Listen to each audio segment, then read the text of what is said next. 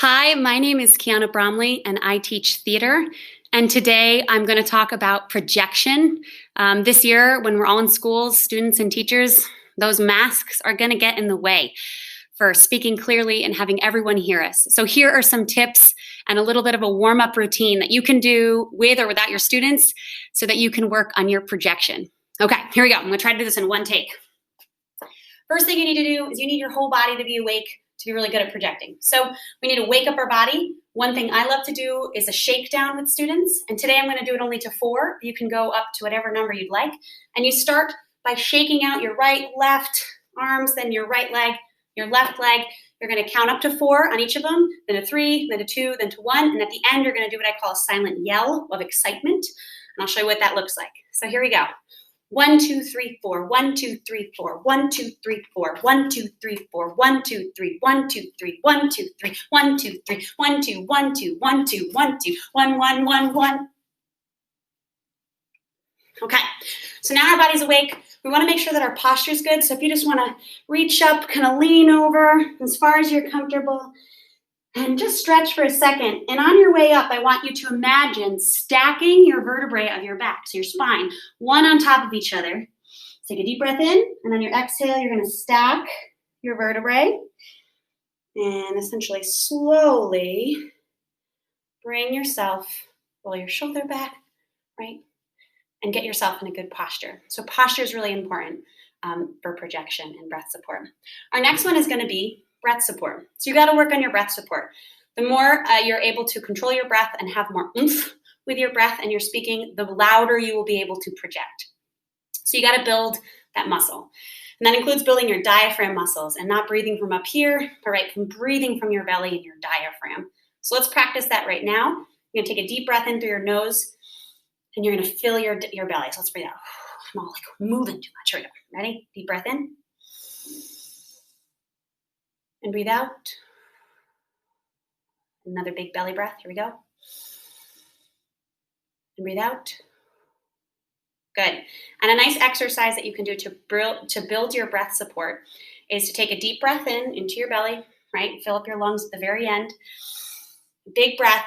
You're going to take that big breath on 4 on the count in. And then on the count out, you're going to go like a nice S sound, okay? And you can start by doing 4 seconds out and then letting it all go. Another 4 in, and then do 8, and then 10, and you can build up to 16 and further. So we're just going to do the 4 count in and the 4 count out for right now. So here we go. Deep breath out. Breathe in. And out. Let it go. Deep breath in. And out. And let it go. Good. And so you could build up and you could do 8 and then 12 and 16 and keep practicing that. And again, the more that you can build your breath support, the better. Breath support and posture are going to be your main points of projection. Okay? Now let's get our voices moving. Let's wake up our vocal instrument here. So you can do that by doing some lip trills, which would look like this. And just kind of in your regular vocal range for speaking. So if you can't do it with your lips, you can stick your tongue out. You can go, I actually can't do that one, but other people can. You can do it like that. Some people have a hard time with either one, so you can try out both kinds and see which one works better for you. So you got, now I want you to chew. So imagine you got something in your mouth, you got a piece of gum, an apple chunk, and you're going to chew and you're just going to hum. Again, right in that speaking range that you normally speak in. So,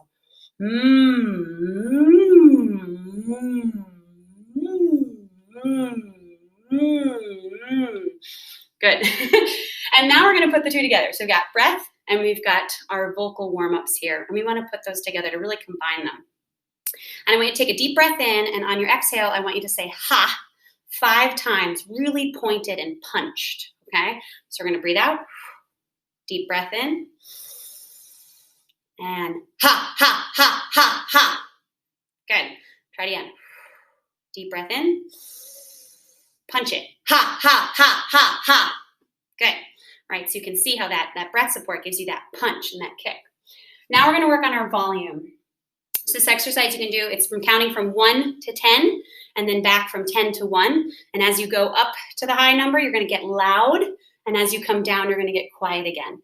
And what I want you to work on is not yelling and not straining your voice. So you shouldn't feel hoarse. You shouldn't feel like it's a strain and that your neck is getting really, really tight as you do it. It should feel natural.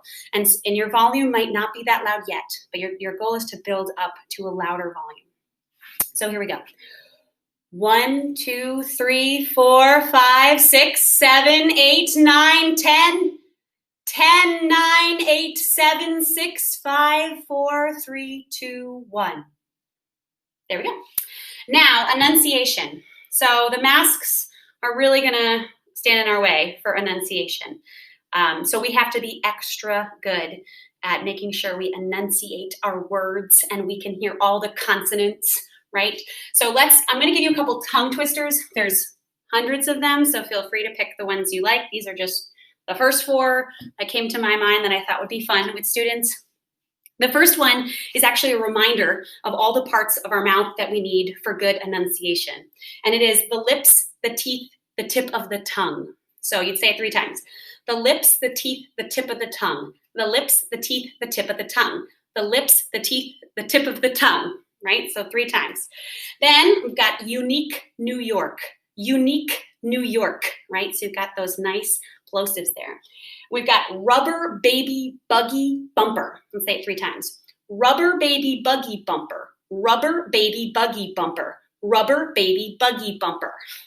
And the last one I have here is a proper cup of coffee in a copper coffee pot. Again, a proper cup of coffee in a copper coffee pot. So you could do that one a couple times. You can add to that list. You can come up with, pick your favorite things here. But the more you practice and make a conscious effort to build those muscles and those skills, the more prepared you will be to have a great projection in your classroom and more able to have students hear you. So good luck, and let me know if you have any questions.